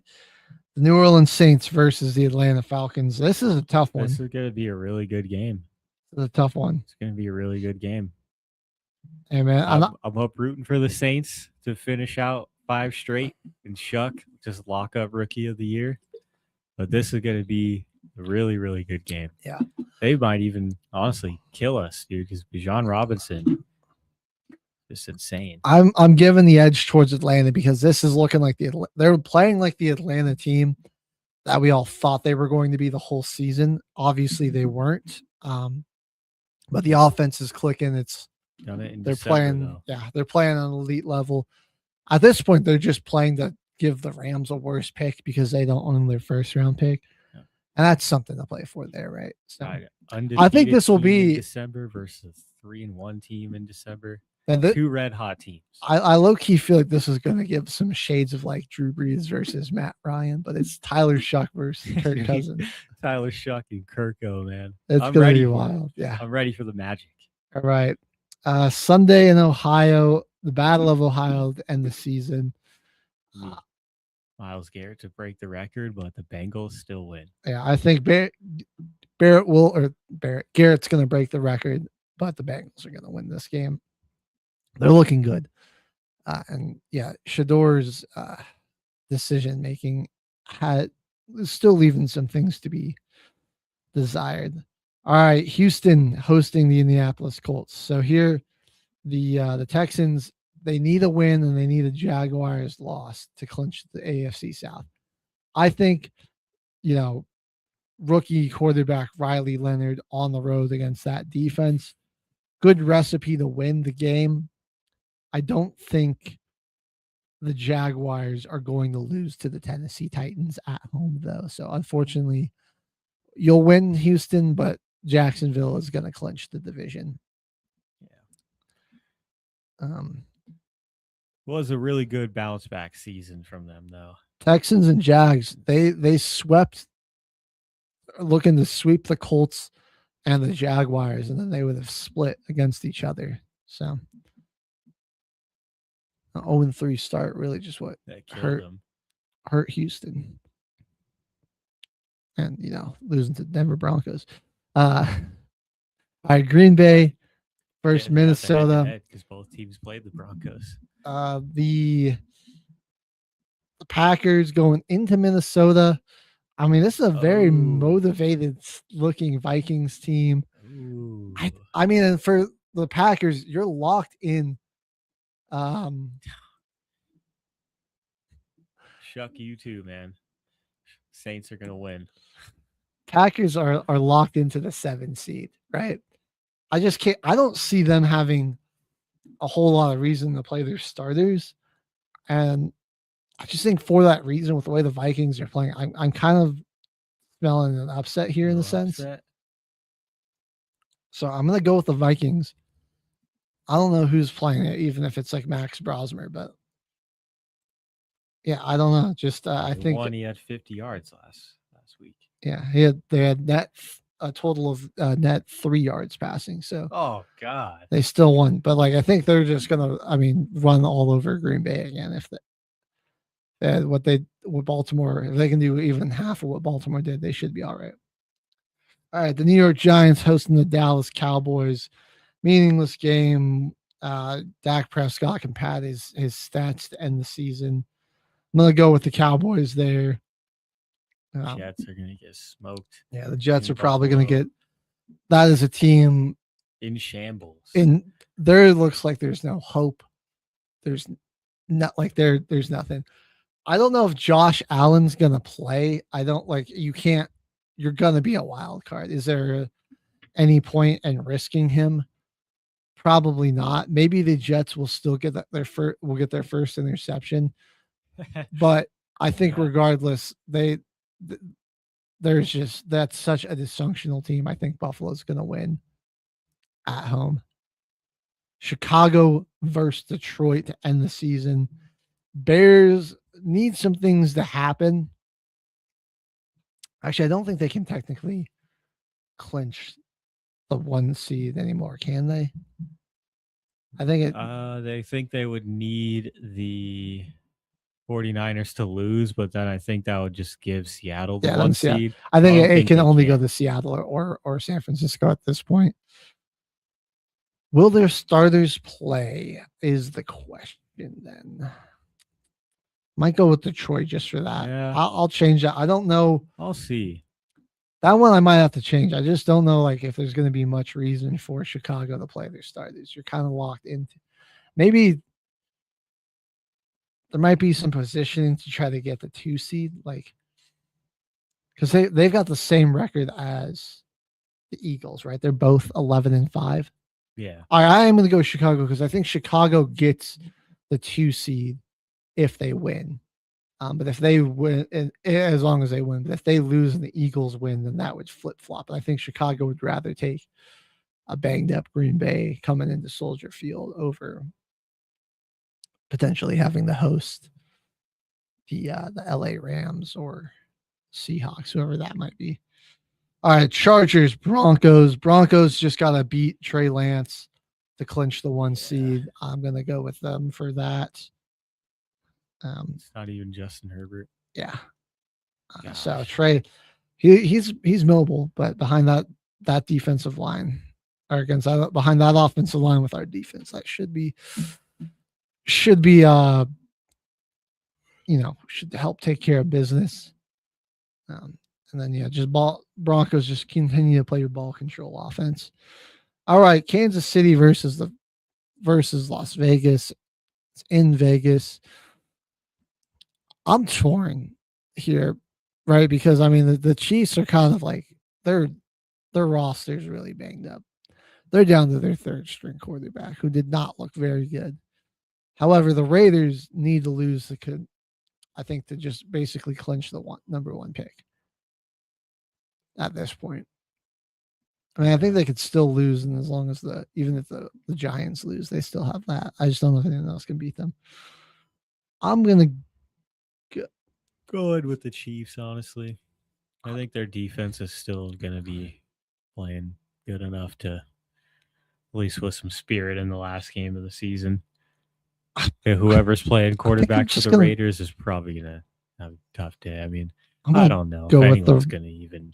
I think I'm going to go with the Raiders. I think it'd be very Raider-like for them to win this game and then somehow via tiebreakers not get the number 1 pick and then like the Jets get it or something. Or the Titans. Oh, because if the Titans lose, because the Titans beat the Chiefs. Yeah, but also the Raiders beat the Titans. Oh, you're right. Oh my God! So if the Raiders will somehow win this game and the Titans will slip into the number 1 overall pick, that's beautiful. I got to go with the Raiders because that just would be the most Raiders thing to do. Cardinals. I skipped over this one, but I'm gonna say Cardinals, Rams. I think the Rams are going to have something to play for because they do want to potentially try to get the 5 seed, even though their odds for that aren't great. But they definitely will try to win so they have a better chance at it, and then they're going to need some things to happen. I think it's dependent on what happens in the Seattle game at that point. I think they need Seattle to win. I'm going to go with them for now. I might have to switch that depending on who's on the outcome of that Seattle San Francisco. Actually, I'm going to lock in the Cardinals because I think the 49ers are going to win. So if what I predict happens, then I feel like the Rams are just going to sit their starters. Miami versus New England. I mean, I guess the Patriots do still have like an outside shot for the 1 seed, so they'll be scoreboard watching, but they got to take care of business against the Dolphins. So yeah, I'll pick New England to win that. Then we got Washington versus Filthy. I think the Eagles, got to win and then have some things go their way to potentially jump up to the 2 seed. So I'll take Eagles to win that game. That's the worst part about picking week 18 is you're like, man, who's gonna play? Who's gonna sit? Like, what teams are gonna be at full strength? Then we're gonna have Baltimore versus Pittsburgh for the division for the last spot in the AFC playoffs. In Pittsburgh, I'm gonna go with the Ravens. I'm going with the Ravens too. I think they got a chance. Yeah, I don't know, man. Steelers offense looked ugly. They just had one of their best games offensively, and they couldn't even really do anything against the Browns with a chance to win the game. I might go back and forth on this one. I don't know if Lamar is going to be back, but I think even if he is back, I feel like no TJ Watt. That's true. No TJ Watt. No DK Metcalf. Yeah, it just seems like the Steelers are kind of had some momentum, and then they're having a meltdown again in the matter of a week. That Lions game, really, that punch, just the shockwaves reverberated throughout the organization. The whole organization. All right, let's look at tiebreakers here. Pittsburgh, Baltimore. What do you think this score is going to be? Like 13-10. I'm going to go with 43. I think 23-20 is going to be your final score. Baltimore wins it like on a walk-off field goal. So 43. I'm going 37. We'll do 20-17 win for Baltimore. All right, let's look at what's at stake here going into the final week of the season. So Jimmy covers currently with a 3-game lead in first place at 165 wins. To get this thing in a cardboard box. Yeah, we're gonna have to ship it to North Dakota. I could overtake him. I'm 3 games back. I'm in second place at 162 wins. Mohawk and H Train right behind me at 161. Kyle's got 134. And then we got Caveman with 129, Lucas at 90. So, I think it's between the top 4 there. I mean, we could maybe base it off of win rate, though, because, I mean, Kyle, despite joining us late, does have like the same win rate as me, Mohawk, and Jimmy at 64. It's a really close race there. 0.7. You know, in fact, actually, he's got the second best win rate behind Jimmy. So at 65.2. Next year, we're going to have to up the stakes for everyone. That's the trophy for the pick'em there. Yeah. I got the ring. I got the championship ring for fantasy football. What we're going to do is make a 3D printed trophy and get a little placard. So whoever wins, you get to keep the trophy for the year. And then once the new league year starts, take the placard off, keep the placard, team name, year you won, and then the trophy goes back into the pool. Damn. So we'll be doing that. Yes, sir. And we got to up the stakes. I think next year we got to add in a pool of money. I think a portion of the winners pool will be donated either to MBR or to another veterans nonprofit or something that we find out. Same with the pick'em too. Should do something like that next season. This is our last week. It is. Very a good season. One of my favorite NFL seasons to watch, and my Saints were 6-10 going into week 18. We watched the shuckening. So many storylines. They'll be good next year, Caveman. Don't worry. Don't sweat it. All right. We're one off season away. It's 10 o'clock. We got to sign off the year. Thank you so much again for watching another episode of Till the Final Whistle. We'll be back next Tuesday for our final football frenzy of the regular season. Don't worry. We'll have that going throughout the playoffs as well. Until next time, HG and Caveman on the mics. We got Lucas back there on the sound. Appreciate him showing up today. We'll see you guys next time here at Military Broadcast Radio. No filters, no new shit on blast.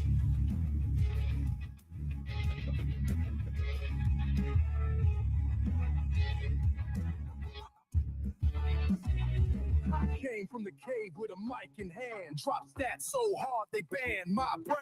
HG to the left, got the edge and grind. We break it all down like overtime. Life is like a duck. Tough times don't last, but tough people do. Here at Military Broadcast Radio, we're teaming up with our friends at Die Tired, the veteran-friendly music band spreading strength, resilience, and mental health awareness one shirt at a time. And check this out. Their brand new shirts feature broadcast beaker right on the breast pocket. A reminder that you can weather the storm, and you're never alone. Shirts are only $25, and proceeds support giving veterans a voice. MBR's mission to teach veterans how to podcast and videocast. Because when our vets are talking, they're not overthinking. They're not second-guessing. Together, we stop the 22 stigma. Grab your shirt today at mbradio.us and hit the shop. Or go directly to toramerch.printavo.com/merch/dietiredband. That's toramerch.printavo.com/merch/dietiredband. Suit up, stand strong. Remember, we're unduckable together. You're built tougher than the storm. Ladies and gentlemen, thank you for tuning in to Military Broadcast Radio.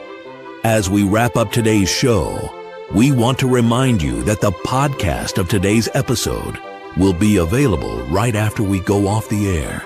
So if you missed any part of the show or want to listen again, be sure to check it out. And remember, we're here to support and honor our veterans. Your stories and experiences matter, and we are committed to giving you a platform to share them. That's right. We're here to give our veterans a voice. So don't forget to catch the podcast and stay connected with us. Giving our veterans a voice.